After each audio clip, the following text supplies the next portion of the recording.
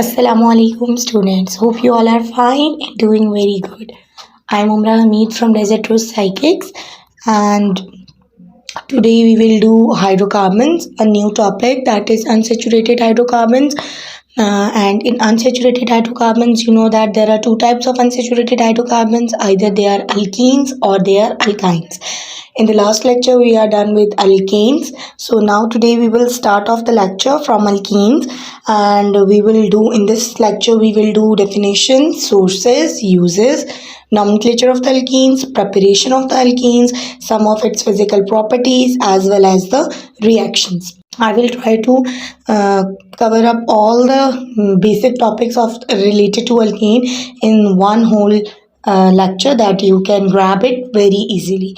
Okay, so let's start our chapter that is about alkenes. The lesson is about alkenes, and yes, with the very basic definition of the alkenes.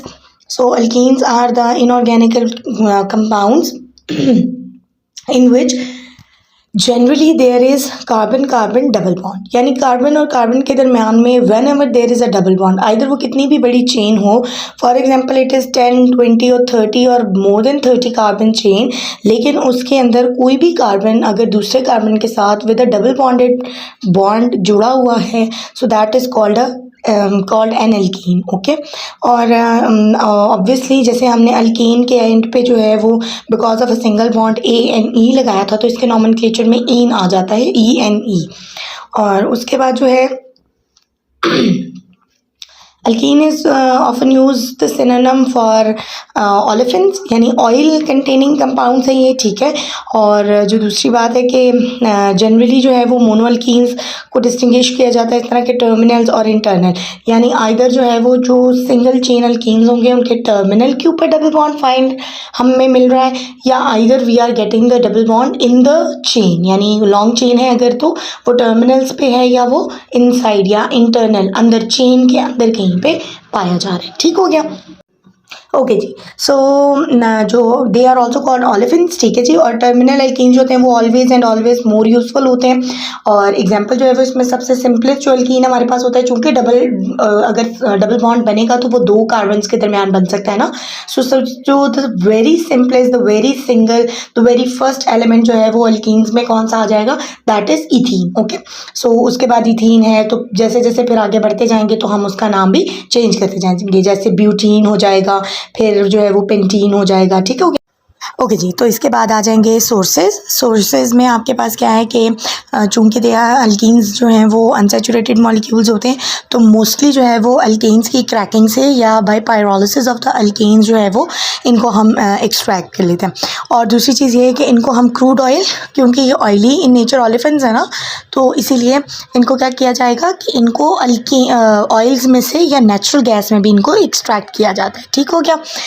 उसके बाद जी आ जाते हैं इनके uses. मैंने कुछ uses लिखे हैं क्योंकि यूजेस अल्कीन्स के जो हैं वो सिंपल हैं, आपको सर्च करना इतना मुश्किल नहीं होता, लेकिन कुछ यूजेस जो इसमें इंपॉर्टेंट होते हैं वो ये हैं कि they are used in the manufacture of plastic, obviously polystyrene, ठीक है. फिर उसके बाद एथेनॉल के लिए, और फाइबर जो आपके पास टेरिलीन होता है उसकी फॉर्मेशन के लिए, मैन्युफैक्चरिंग के लिए इस्तेमाल होता है. फिर उसके बाद जो कार्स में एंटी कार एजेंट वो होता है, इंजन होता है, एंटी लॉक जो कार इंजन होता है, उसके लिए इसको बहुत प्रेफर किया जाता है, ये यूज़ होता है. फिर उसके बाद जो है वो आपके पास मैन्युफैक्चरिंग ऑफ राइलिक फाइबर जो होता है, that is very much important. और उसके बाद क्या है कि प्रोपीन जो है it is use for the manufacture of ropes, polystyrene और पैकिंग मटेरियल. जो हमारे पास ये पॉलीस्टाइरीन और पैकिंग मटेरियल आता है that is made up of alkenes. ठीक हो गया. उसके बाद आ जाएगा इसका नॉमेनक्लेचर. ओके जी. सो नॉमेनक्लेचर में सबसे पहले वही बात है कि हमने जो कार्बन कार्बन डबल बॉन्ड के साथ सबसे पहले पेरेंट चेन को सिलेक्ट कर लेना है, और लॉन्गेस्ट पॉसिबल पेरेंट चेन होनी चाहिए. ठीक है, पहला पॉइंट ये हो गया. दूसरा पॉइंट ये है कि जैसे हम अल्केन्स में यूज़ करते थे सफिक्स इन का, यहाँ हमने इसको रिप्लेस कर देना है विद इन. ठीक हो गया. और अगर जो डबल बॉन्ड है वो अगर किसी चेन में 2 या 3 दफ़ा आ रहा है तो हम उसके लिए क्या चीज़ यूज़ करेंगे, डाईइन, ट्राईइन और टेट्राइन, इस तरह करके. ठीक हो गया.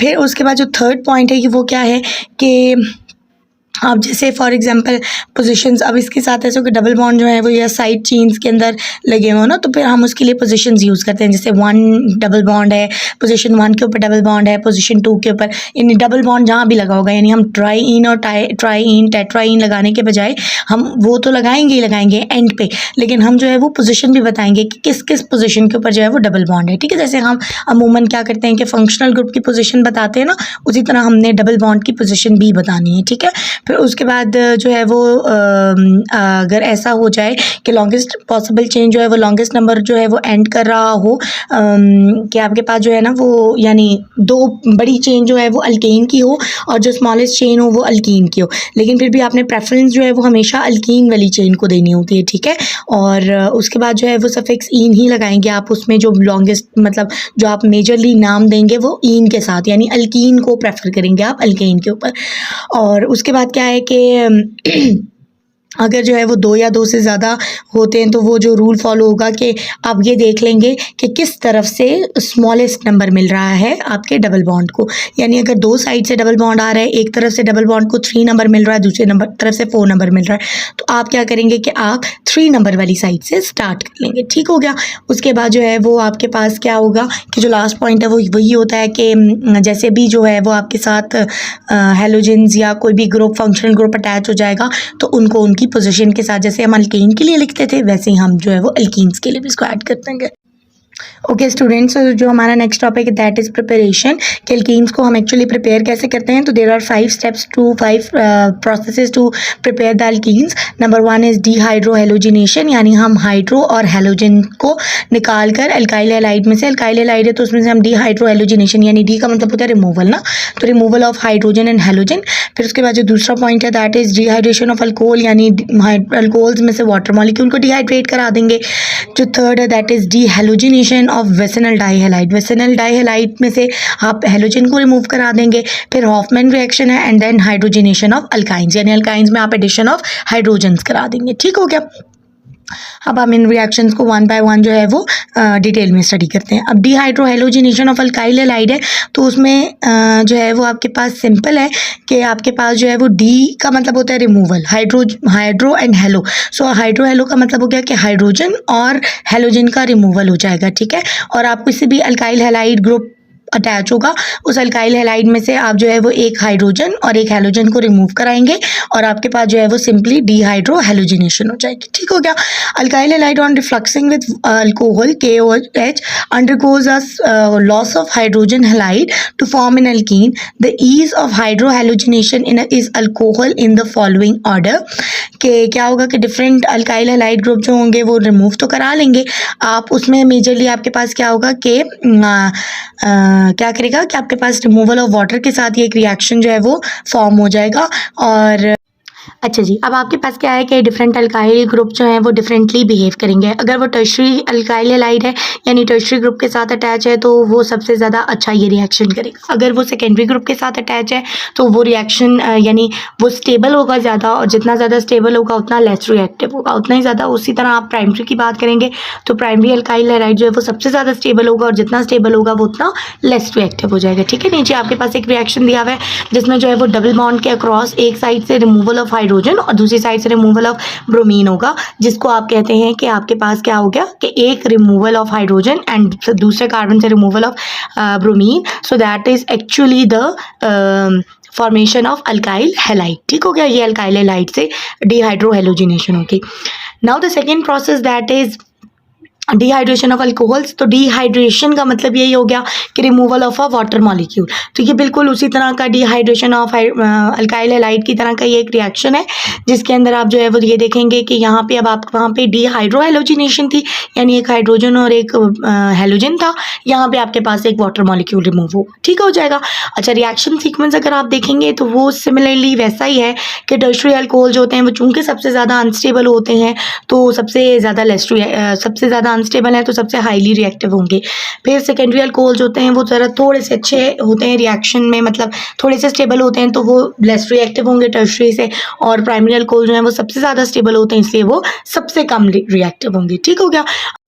अच्छा जी, तो अब आप देखेंगे कि अल्कोहल्स को जब हम हीट करते हैं इन the presence of dehydrating agents, तो आपके पास क्या होगा कि इधर वो हाइड्रेटिंग एजेंट जो है वो सल्फ्यूरिक एसिड भी हो सकता है, फास्फोरस पेंटॉक्साइड भी हो सकता है, एनहाइड्रस अमोनिया भी हो सकता है, ठीक है। तो any of these agent we can use them and with the loss of water an alkene is form, ठीक हो जाएगा। और ऑब्वियसली आपके पास देखें कार्बन के दरमियान में क्या है कि एक सिंगल बॉन्ड है, तो एक कार्बन से जो है वो रिमूवल ऑफ हाइड्रोजन हो जाएगा, दूसरे से OH रिमूव हो जाएगा, तो उस केस में आपके पास क्या होगा, साइड प्रोडक्ट वाटर प्रोड्यूस हो जाएगा और आपके पास जो है वो मेन प्रोडक्ट जो है वो एक अल्कीन बन जाएगा। जो थर्ड रिएक्शन है now that is dehalogenation of vicinal dihalide. अब आपके पास विसिनल का क्या मतलब होता है?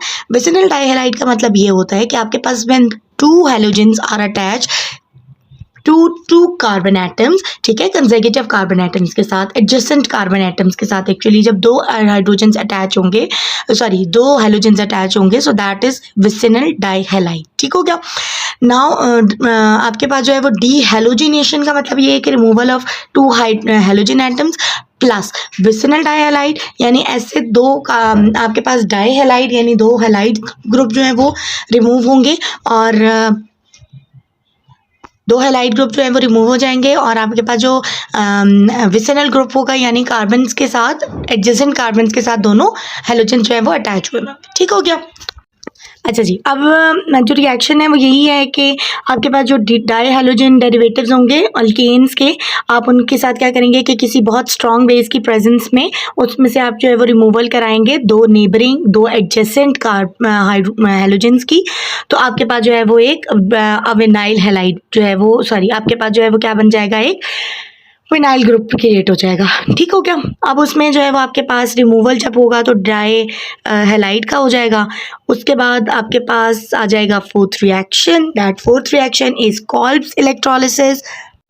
अच्छा जी, अब कॉल्ब्स इलेक्ट्रोलिसिस क्या प्रोसेस है कि इसमें आप क्या करते हैं कि आप एक्वस सोल्यूशन इलेक्ट्रोलिसिस, ऑब्वियसली किसी भी एक्वस सोल्यूशन के अंदर से क्या करते हैं कि आप इलेक्ट्रिसिटी को पास करा के और एक एल्कीन की प्रोडक्शन कराएंगे, ठीक है। तो इस प्रोसेस में हम यूज़ करते हैं सोडियम और पोटेशियम सॉल्ट्स को और उसके साथ जो है वो हम डाइकार्बोक्सिलिक एसिड्स को इस्तेमाल करेंगे और उसमें से क्या करेंगे, एल्कीन की प्रोडक्शन करा लेंगे, ठीक है जनाब। रिएक्शन जो है वो विद मैकेनिज्म नीचे हमने एक्सप्लेन कर दिया। अब उसके बाद जो है वो आपके पास लास्ट प्रिपरेशन जो है वो बच की, that is hydrogenation of alkynes. और हाइड्रोजिनेशन का मतलब यही होता है कि आपने क्या करा दिया, एडिशन ऑफ कार्बन हाइड्रोजन्स करा दिए, ठीक है। तो अल्काइंस में चूंकि ट्रिपल बॉन्ड होता है तो आप उसमें जब भी एक जो है वो हाइड्रोजन की एडिशन करा देंगे पूरे मॉलिक्यूल के, यानी दो हाइड्रोजन की एडिशन करा देंगे दोनों एडजेसेंट कार्बन्स के ऊपर, तो क्या हो जाएगा कि आपके पास एक जो ट्रिपल बॉन्ड में से एक बॉन्ड जो है वो टूट जाएगा, ख़त्म हो जाएगा और दो बॉन्ड्स रह जाएंगे, तो आपके पास इनडायरेक्टली अल्कीन्स बन जाता है। और इन्हीं अल्कीन्स की अगर आप मज़ीद हाइड्रोजिनेशन कराते हैं तो फिर वो आपके पास अल्कीन्स में कन्वर्ट हो जाते हैं, ठीक है। अब जो हाइड्रोजिनेशन है वो हमेशा हम किसी भी कैटलिस्ट की प्रेजेंस में कराते हैं। So if palladium is the catalyst, so उसको लिंडर्स में कैटलिस्ट कह देंगे, ठीक है। और ये हो जाएगी स्पेसिफाई हो जाएगा, अदरवाइज आप प्लेटिनियम, प्लेडियम कोई भी जो है वो कैटलिस्ट यूज़ कर सकते हैं, ठीक है। और सिंपल रिएक्शन से आप जो है वो एडिशन ऑफ हाइड्रोजन्स करा के प्रिपरेशन करा सकते हैं अल्कीन्स की। उसके बाद नेक्स्ट जो आपके पास हेडिंग है या टॉपिक है दैट इज़ अल्कीन्स प्रॉपर्टीज़, ठीक है जी, फिजिकल प्रॉपर्टीज़। तो सबसे पहले जो है वो फिजिकल स्टेट की अगर हम बात करें तो अल्कीन्स भी जो हैं वो एज अल्कीन्स जो फर्स्ट 4 एलिमेंट्स हैं दे ऑल आर गैसेस। उसके बाद 5 to 17 जो हैं वो लिक्विड्स होते हैं और 18 ऑनवर्ड जो हैं वो सारे के सारे अल्कीन जो हैं वो सॉलिड्स होते हैं, ठीक है। और अगर हम उनको बर्न करें तो वो क्या करेंगे कि स्मोकी सी, जैसे चूँकि जो स्पेशल कैरेक्टर होता है ना कि कार्बन चूँकि मौजूद है, तो जब स्मोक करेंगे कंबस्शन रिएक्शन देंगे तो वो क्या करेगा, कार्बन डाइऑक्साइड प्रोड्यूस कर देगा, तो वही आपको स्मोकी सी फ्लेम आ जाएगी उसके पास। फिर उसके बाद डेंसिटी की अगर बात करें तो ये भी ऑयल्स हैं, ठीक है। ऑयल्स हैं तो जाहिर सी बात है कि इनकी डेंसिटी क्या है, वाटर से बहुत ज़्यादा कम हो जाएगी। उसके बाद सॉल्युबिलिटी की बात करेंगे तो इनसॉल्युबल होते हैं वाटर में, नॉन पोलर हैं, तो इसीलिए वही बात है, नॉन पोलर की रीज़न क्या है कि कार्बन और हाइड्रोजन से मिलकर बने हैं, उन दोनों के दरमियान में इलेक्ट्रोनेगेटिव डिफरेंस इतना थोड़ा है कि वो पोलर स्ट्रक्चर्स नहीं बना सकते, तो इसीलिए नॉन पोलर्स हैं और ऑलवेज इन जो है वो नॉन पोलर ही सॉल्वेंट्स के अंदर डिजॉल्व होंगे। होंगे, जैसे बेंजीन ले लें, एथेनॉल ले लें आप, ठीक है। उसके बाद जो बॉइलिंग पॉइंट्स हैं वो इंक्रीज़ करते हैं जैसे जैसे आपका मॉलिक्यूलर मास इंक्रीज़ करता है। लेकिन अगर इनके क्यों, वो इसकी वजह यही होती है ना कि पहले चूँकि गैसेज़ हैं, फिर सॉलिड्स हैं, लिक्विड्स हैं और उसके बाद सॉलिड्स हैं, तो जैसे जैसे इनका वो फिज़िकल स्टेट चेंज होती जाएगी, उसी तरह उनका जो बॉइलिंग पॉइंट या मेल्टिंग पॉइंट है वो भी क्या करेगा, चेंज होता चला जाएगा, ठीक हो गया। और अगर कंपैरिजन इसका करेंगे आप एल्केन्स के साथ, तो थोड़ा सा ये जो है इन कंपैरिजन थोड़े लेस रिएक्टिव हैं, तो उसी वजह से जो है वो मेल्टिंग पॉइंट एल्केन्स की निस्बत में थोड़ा सा फ्लक्चुएट कर जाएगा, ठीक है। अच्छा जी, तो हमारा जो आज का लास्ट टॉपिक है that is the reactions of the alkenes, ठीक है जी। अब अल्कीन जो है वो बहुत ज़्यादा रिएक्टिव हैं, तो अब उनका जो रिएक्शन है वो क्या क्या दे सकते हैं, ये हाइड्रोजिनेशन, यानी हम इनका सिंपली इनके दरमियान का जो डबल बॉन्ड है उसको तोड़कर उसके अंदर क्या कर देंगे, 2 हाइड्रोजन को एड अप करा लेंगे। उसके बाद हाइड्रोजन हैलाइड की एडिशन करा सकते हैं, इसमें हाइड्रेशन करा सकते हैं, वाटर का एडिशन करा सकते हैं, एडिशन ऑफ हैलोजन करा सकते हैं, ऑक्सीडेशन रिएक्शन करा सकते हैं, पॉलीमराइजेशन करा सकते हैं और लास्ट में हम आइसोमराइजेशन करा सकते हैं, ठीक है। तो ये कुछ रिएक्शन हैं जो हम अल्कीन्स के करवा सकते हैं। वन बाय वन हम इनको जो है वो इन डिटेल पढ़ लेते हैं, जिसमें सबसे पहले जो है वो हाइड्रोजिनेशन है। हाइड्रोजिनेशन का मतलब क्या है, एडिशन ऑफ हाइड्रोजन। अब हमें पता है इसके अंदर क्या है, डबल बॉन्ड। हमने उस डबल बॉन्ड को सिंपली क्या करना है कि ऑब्वियसली तोड़ना है, एडिशन रिएक्शन है, डबल बॉन्ड टूट जाएगा, 2 टर्मिनल जो दोनों एडजेसेंट कार्बन्स होंगे उन दोनों एडजेसेंट कार्बन्स के साथ क्या हो जाएगा, हाइड्रोजन आकर अटैच कर जाएगा, ठीक हो गया। ये हाइड्रोजिनेशन होती है, सिंपल हाइड्रोजिनेशन है। अगर हम हाइड्रोजिनेशन को कोई कैटलिस्ट प्रोवाइड कर देते हैं, यानी in the presence of some catalyst, तो दैट इज़ कैटेलिटिक हाइड्रोजिनेशन। और अगर वो कैटलिस्ट जो है वो हम कर दें स्पेसिफाई, यानी वो प्लेटिनियम, टाइटेनियम और क्या इसके अलावा यूज़ हो सकता है आपके पास, प्लेटियम, तो अगर आप उनमें से कोई एक किसी को स्पेसिफाई कर दें तो वो स्पेसिफिक हो जाएगा, अदरवाइज आप कोई भी कैटलिस्ट इसमें यूज़ कर सकते हैं, ठीक हो गया। So that is all about hydrogenation. Okay जी, सो जो सेकेंड रिएक्शन है that is addition of hydrogen halide. तो वही बात है, क्यों जो एल्कीन्स हैं वो उनके अंदर चूँकि डबल बॉन्ड है, तो वो डबल बॉन्ड सबसे पहले हमारी कोशिश ये होती है कि डबल बॉन्ड ब्रेक कर जाए, और डबल बॉन्ड ब्रेक करेगा तो इसका मतलब है कि एल्कीन्स ने क्या किया है कि उसने एडिशन रिएक्शन कराए हैं। जबकि हमने देखा था कि अल्केन्स के केस में अल्केन्स ने सारे सब्स्टिट्यूशन रिएक्शन कराए थे, क्योंकि डबल बॉन्ड टूटने का चांस ही नहीं था। सिग्मा बॉन्ड नहीं टूट सकता, बहुत ज़्यादा स्ट्रॉन्ग होता है, जबकि पाई बॉन्ड एज कंपैरिजन इतना स्ट्रॉन्ग नहीं होता, तो इसलिए हम पाई बॉन्ड को तोड़ देते हैं, ठीक है, उसमें एडिशन रिएक्शंस करा देते हैं। सो सेकंड रिएक्शन भी जो वही है कि एडिशन ऑफ हाइड्रोजन हैलाइड को हम ऐड करा देंगे। 2 कार्बन्स हैं, दोनों कार्बन्स पे एडजेसेंट कार्बन्स के ऊपर एक कार्बन के साथ हाइड्रोजन ऐड हो जाएगा, दूसरे कार्बन के साथ क्या हो जाएगा कि हैलोजन अटैच हो जाएगा, ठीक हो गया। So that is simply addition of hydrogen halide. Addition reaction है, रिएक्शन मैकेनिज्म इसका सिंपल होगा कि जो है वो इलेक्ट्रोफिलिक अटैक हो जाएगा और उसके बाद जो है वो आपके पास एडिशन ऑफ हाइड्रोजन हैलाइड हो जाएगा। फिर आपके पास क्या है, जो थर्ड रिएक्शन है दैट इज़ अबाउट हाइड्रेशन जो है वो भी क्या है कि आपके पास एडिशन ऑफ वाटर है, या रिवर्स आप इसको कह सकते हैं डिहाइड्रेशन का भी, कि हमने डिहाइड्रेशन ऑफ अल्कोहल्स कराई थी ना, तो उसका ये रिवर्स हो जाएगा, ठीक हो गया। Has particular application in making alcohols for fuels and reagents for other reaction, साथ ही इसका जो है वो यूज़ भी बता दिया हुआ है, ठीक है। अब आप सिंपली देखेंगे यहाँ पे आपके पास जो है वो एक एल्कीन यूज़ हुआ है, साथ में एक वाटर मॉलिक्यूल है। चूँकि इस रिएक्शन को कराने के लिए आपको रिएक्शन मैकेनिज्म चाहिए और कुछ कंडीशंस चाहिए, तो कंडीशन के लिए उन्होंने क्या किया कि एक स्ट्रॉन्ग सा एसिड यूज़ कर लिया, ठीक है, ताकि वाटर को आयनाइज किया जा सके। तो जो स्ट्रॉन्ग एसिड यूज़ किया हुआ है वहाँ पे क्या होगा कि आपके पास जो है वो वाटर मॉलिक्यूल जाकर एक कार्बन के साथ हाइड्रोजन और दूसरे कार्बन के साथ OH ग्रुप अटैच हो जाएगा, तो एज अ रिज़ल्ट आपको अल्कोहल्स मिल जाएंगे। अब अगर आपको पर्टिकुलरली अल्कोहल चाहिए, जैसे प्राइमरी चाहिए, तो आपको अपना जो रिएक्टेंट है वो भी प्राइमरी अल्कीन लेना पड़ेगा। अगर आपको टर्शरी सेकेंडरी चाहिए तो आपको सेकेंडरी अल्कीन के लिए जाना पड़ेगा, और अगर आपको टर्शरी चाहिए तो आपको ज़ाहिर है फिर वो ब्रांच और उसके लिए आइसो के लिए जाना पड़ेगा, ठीक है। तो आपको जिस तरह का प्रोडक्ट चाहिए आपका फिर रिएक्टेंट जो है वो उसके ऊपर बेस करेगा, ठीक हो गया। ओके जनाब, सो अब आपके पास जो फोर्थ रिएक्शन है that is addition of halogen. तो अब आपने जो है वो एक हैलोजन मॉलिक्यूल पूरा का पूरा ऐड कराना है, और ऑब्वियसली डबल बॉन्ड जो कार्बन के दरमियान में है वो डबल बॉन्ड टूटेगा और दोनों एडजेसेंट कार्बन के साथ हैलोजन अटैच हो जाएगा, ठीक हो जाएगा। और इसका जो मैकेनिज्म है वो नीचे आपके पास शो हुआ है। और उस मैकेनिज़्म में क्या होगा कि ऑब्वियसली इलेक्ट्रोफिलिक एडिशन है तो फिर इलेक्ट्रोफिलिक अटैक होगा और आपके पास जो है वो कार्बन जो है वो एक ब्रोमीन को अपने साथ अटैच कर लेगा, फिर वहाँ पे डेफिशिएंसी हो जाएगी दूसरे कार्बन पे और जो दूसरा ब्रोमीन है वो न्यूक्लियोफाइल बन के क्या करेगा, जाकर उसके साथ अटैच हो जाएगा थर्ड स्टेप में। ठीक हो गया, that is the addition of halogen group और 3 स्टेप मैकेनिज़्म हो जाएगा इसका।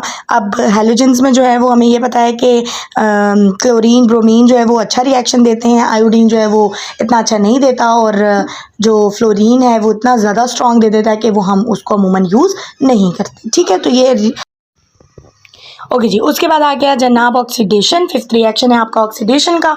ऑक्सीडेशन का मतलब होता है कि either you are going for addition of oxygen और रिमूवल ऑफ हाइड्रोजन मॉलिक्यूल्स। ठीक है, so if you are going to add oxygen और you are going to remove hydrogens, both is oxidation. Here alkenes undergo a number of reactions in which the carbon-carbon double bond is oxidized. For organic compound, a conventional way to tell whether the oxidation or reduction occurs is to check the number of carbon-oxygen bonds and carbon-hydrogen bond. The oxidation reaction increases the carbon-oxygen bonds or decreases the carbon-hydrogen bonds. अच्छा जी, सो अगर हम reaction क्यों देखेंगे तो alkenes के अंदर देखें, अगर आपने जो है वो एडिशन ऑफ हाइड्रोजन करा दिया तो ऑक्सीडेशन स्टेट लो हो गई। ठीक है, और अगर आप क्या कराते हैं कि अगर आप मूव करते हैं रिमूवल ऑफ हाइड्रोजन की तरफ जो कि खुद एज वेल हाइड्रोजन ऑक्सीडेशन है, तो वहाँ पे इसकी ऑक्सीडेशन स्टेट थोड़ी थोड़ी बढ़ना शुरू हो गया। और उसके अलावा 2-3 एग्जांपल्स आपके पास इक्वेशन में और भी लिखी हुई हैं। अच्छा जी, जो 6th रिएक्शन है दैट इज़ पॉलीमराइजेशन। पॉलीमराइजेशन का मतलब क्या होता है कि आप अल्कीन्स को जो है वो क्या करें कि आप उसको पॉलीमर्स उसके बना दें। ठीक है, यानी आप उसको हायर मॉलिक्यूलर वेट की तरफ चले जाएँ। पॉलीमर का मतलब ये होता है कि आप जो है वो लॉन्ग चेन मॉलिक्यूल्स बनाना, मतलब छोटे यूनिट्स को मिलाएं और बड़े बड़े मॉलिक्यूल्स पॉलीमर्स बनाना शुरू कर दें। ठीक है, तो छोटे यूनिट्स जो है वो अल्कीन्स के स्पेशली अगर आप मिलाएंगे, ज़ाहिर है वो किसी एक पर्टिकुलर टेम्परेचर पे आप जाकर उनको जो है वो एडअप कराएंगे तो उसको पॉलीमराइजेशन कह देंगे। लास्ट जो आपके पास रिएक्शन है दैट इज़ आइसोमराइजेशन। और अल्कीन्स जो है वो या तो बहुत हाई टेम्परेचर्स पे यानी 500 to 700 और या बहुत लो टेम्परेचर्स पे 200 to 300 टेम्परेचर के ऊपर किसी भी कैटलिस्ट की प्रेजेंस में जो मेनली एल्युमिनियम क्लोराइड होगा उसकी प्रेजेंस में वो क्या करेंगे कि आइसोमर्स बनाना शुरू कर देंगे, यानी उनके दरमियान का जो डबल बॉन्ड है वो अपनी जगह को स्विच कर लेगा, वो शिफ्ट हो जाएगा। ठीक हो जाएगा, दैट इज़ आइसोमराइजेशन। आइसोमर्स का मतलब होता है same molecular formula but different structure formulas. ठीक हो गया, दैट इज़ आइसोमराइजेशन। अब नीचे आप एग्जांपल में अगर देखेंगे तो कार्बन कार्बन डबल बॉन्ड पहले on the left side of the terminal right side है and then it will turn toward the left side. Okay जी, so that was all about the today's lecture और उम्मीद है कि आपको कुछ समझ आ गया होगा। सो लेक्चर जो है वो आज एंड कर देते हैं यहाँ पे और इस दुआ के साथ कि आप जो है वो खुश रहें और thank you so much for giving your time. Okay जी, so thank you so much for watching the video.